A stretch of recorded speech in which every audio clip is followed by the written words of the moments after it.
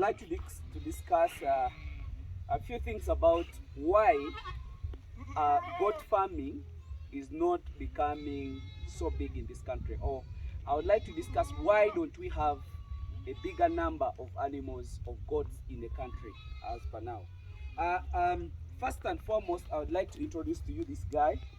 This guy is now 2 months old. Was produced by that very mother. That mother, I don't know where the mother is, but the mother produced these goats when she was young. It was early pregnancy. The goat was really looking very, very nice, but we didn't know that it had conceived at 5 months. So not until it produced a kid when it was 10 months old. Checking the dentition, it wasn't showing any teeth, any permanent teeth. So those are the issues that we really got. I think it will be moving to go and see the mothers. But this is my discussion with you today. First and foremost, these are my reasons. These are my research reasons why we are not accumulating number of goats in the country. Let me take an example. I told you very many times that in our supermarkets in the country, we really have a lot of meat. There is pork, for you people who really do enjoy it. There is chicken, there is beef, and there is sausages of that. Sausages for a chicken, and sausages for a beef, and sausages for a pork. But why is it that we don't have goat's meat, first of all, to the sausages? Is it bad? Is it haram? I will really ask you that question so many times, because it is not haram that those animals are eatable and they are allowed. Actually, it's one of the meat that is really liked so much. Then some other meat that is not there are the sheep or the lamb. You get, it is not in the supermarkets. These are the possible reasons why those meats are not there. One, people dominated goat farming a long time ago, but they are really dealing with the local breeds, of which the local breeds, I will pose this question to you, the farmer or the owner of the farm. Try to go and check. I have showed you many times how to check for the dentition and check for the age of an animal. I would like you to take a step. Go and check randomly, like 10 animals of your flock. See how many years do they have. That's when you believe my word that most of the goats that we slaughter are local goats in the country, and they are really over 6 years or 5 years. So if those animals are 6 or 5 years and you're slaughtering that goat, you're still maintaining that genetical line of a pure local. That means whenever you slaughter a goat of 6 years, to replace it, you need 6 years. And for your information, goat is consumed highly. That's why there is no excess. Whenever I see a meat that is not packed or preserved, that means it's not sufficient to the market. That's why even the cost of a kilo is really very high. How are we going to deal with that kind of arrangement? One, think about of the genetical improvement. I showed you a goat of 2 months, and it is weighing over 20 kilos. And on the normal feeding, not even zero grazing, but normal feeding, the way you see how I feed my animals, like sometimes I supplement them, but most of the time it goes away and feed for themselves. So if we have that kind of animal, by the time that animal makes over 6 months, it will be ready to be slaughtered. That means we are cutting off the number of years that we would wait to replace an animal. What we have to do first, improve on the genes. After improving on the genes, we shall have enough supply, because we shall have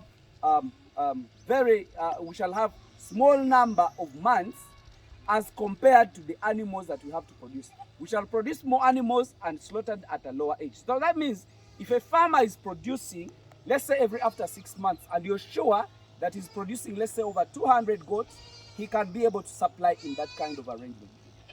These are my possible reasons why, Cafe Javas is one of the places that really consumes a lot of meat. Maybe the chicken, and then I think the beef, the fish. But why is it that it doesn't have goat meat?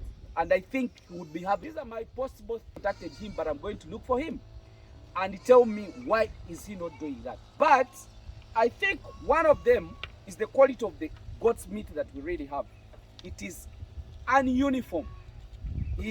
Somebody having, let's say, a goat of 6 months or 1 year today, the next day is delivering a goat of 2 years. He's minding about the quality of the meat he's receiving in his for his customers. Whereby he wants the customer to have the consistent taste of the meat, of which we cannot. Those are all our monies. You get it? Those are all our monies that we farmers we are supposed to get. How do we handle or panel beat to that extent? One is by doing genetical improvement. After doing genetical improvement, we have to do numbers. Because those kind of people might not even want you to supply today and tomorrow you're telling him you don't have the meat. But if you have it consistently, it is really going to be a market for us. Then that will even help us to export the meat. What we have to do is to do what I'm doing. Let's speculate. Let's speculate a lot of information to all people so that all people can get involved in this kind of business. There is no competition, you guys. Don't worry about the competition. No.